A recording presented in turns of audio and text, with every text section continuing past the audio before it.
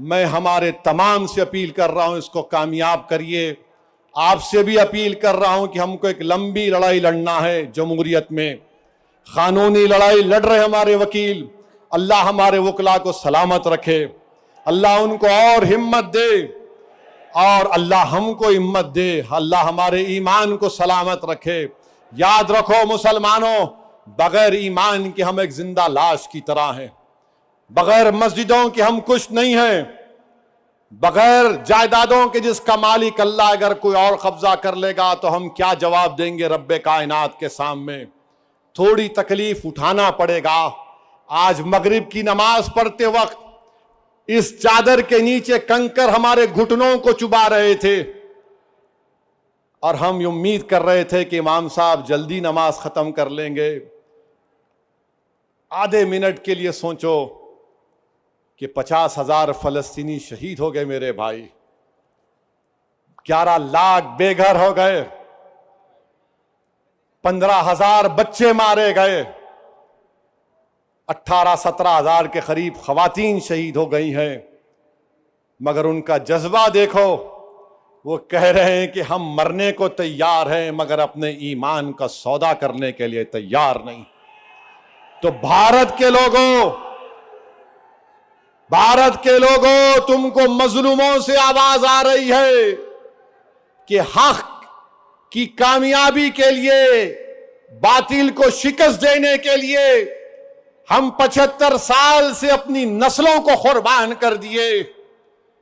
تم نے اور ہم نے نظارے دیکھے کہ ایک ماں کہہ رہی ہے اپنے بیٹے کے کفن کے سامنے, کہہ رہی ہے کہ اے رسول اللہ صلی اللہ علیہ وسلم, میں اپنے بیٹے کو آپ کے پاس روانہ کر رہی ہوں.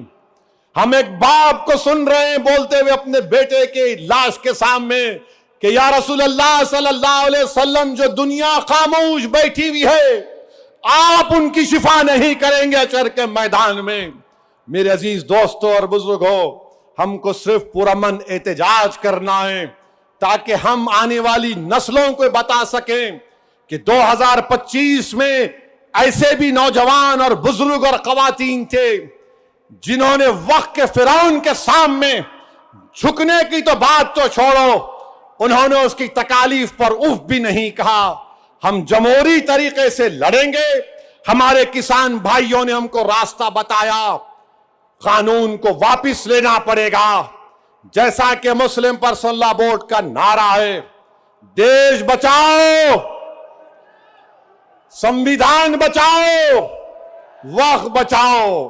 تو نعرہ لگاؤ, سنویدھان بچاؤ, وقت بچاؤ, سنویدھان بچاؤ, وقت بچاؤ.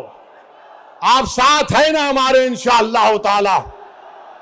یاد رکھو, تم ساتھ بھی نہیں ہیں تو ہم حسین کا پرچم لے کر کربلا میں اتر جائیں گے, کیونکہ اگر تم ساتھ ہوگے تو یزید کو معلوم ہو جائے گا کہ یہ حسین کے غلام ہیں, یہ طاقت کو دیکھ کر جھکنے والے نہیں ہیں.